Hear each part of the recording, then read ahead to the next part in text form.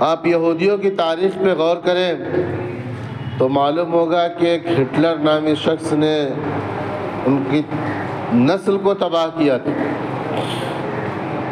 تو دنیا والے پریشان تھے کہ ہٹلر بہت برا کر رہا ہے۔ تو ہٹلر کی سیرت میں، اس کی تاریخ میں، اس کی زندگی کے بارے میں جب کسی نے لکھا ہے تو اس میں ایک واقعہ لکھا ہے کہ جب وہ ابھی وہاں کا چانسلر نہیں تھا، وہاں کی باغ ڈور نہیں سنبھالا تھا، تب سے اس کی دشمنی کیا ہے آیا تھی لوگوں کے نظروں میں۔ تو اس کے دوست نے اس سے پوچھا کہ تم کو یہودیوں سے اتنی دشمنی کیوں ہے؟ تو اس نے جواب دینے کے بجائے کہا کہ دیکھو چلو آج ہمارے ساتھ تو مارکیٹ میں تمہیں دکھاتا ہوں۔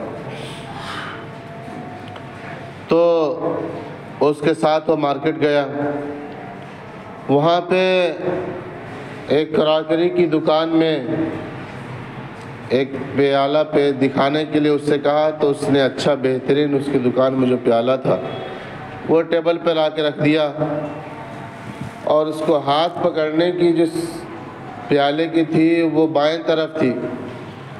تو اس نے یہ کہا کہ یہ لیفٹ کی طرف ہے، میں چاہتا ہوں کہ رائٹ کی طرف ہو، سیدھے ہاتھ سے ہم بائیں ہاتھ سے نہیں پیتے ہیں، نہیں کھاتے ہیں، اس لیے ہم سیدھے ہاتھ سے کی طرف والی چاہتے ہیں۔ اور اس نے اس کی بہت تعریف کی۔ اس کے بعد وہ گیا اور ایک دوسرا اندر سے پیالہ لایا اور اس کو ہاتھ پکڑنے کی جو ڈنڈی تھی اس کو سیدھے طرف کر دیا اور کہا یہ سیدھے طرف ہے، اور پیالہ وہی تھا۔ پھر اس نے اس کی تعریف کی اور کہا بہت اچھا ہے۔ جب اس سے قیمت پوچھی گئی تو اس نے اس کی دگنی قیمت بتائی، تو اس نے معذرت کر دی کہ بہت مہنگا ہم نہیں لے سکتے، وہاں دکان سے واپس آ گئے۔ تو دوست کو یہ بتایا کہ دیکھو پیالہ وہی تھا، وہ چاہتا تو اس کو ہی سیدھی طرف کر سکتا تھا، اس کو پھرا سکتا تھا، گھما سکتا تھا، لیکن ایسا اس نے نہیں کیا، دوسرا وہی لایا اور اس کی قیمت ڈبل بتایا، یعنی اس کے اندر حرص، لالچ۔ تو اس وقت پوری دنیا میں اس کو کہیں ٹھکانہ نہیں ملا تھا ٹھہرنے کے لیے، وہاں فلسطین میں اس کو جگہ دی گئی اور وہ دھیرے دھیرے وہاں پہ قابض آ گیا۔ وہاں کی زمینوں کو آپ فلسطین کا نقشہ پہلے کا دیکھیں، 1947 سے پہلے کا، اور اب کا دیکھیں تو اسرائیل کتنا قبضہ کر چکا ہے اس کی زمین پہ۔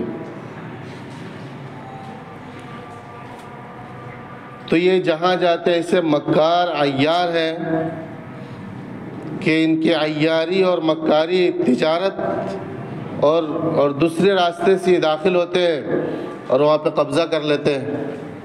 جیسا کہ آپ انڈیا کی تاریخ میں آزادی سے پہلے کا جو واقعہ ہے کہ وہ یہاں تجارت کی غرض سے آئے تھے اور تجارت کے پردے میں رہ کر یہاں ملک پہ قبضہ کر لیا۔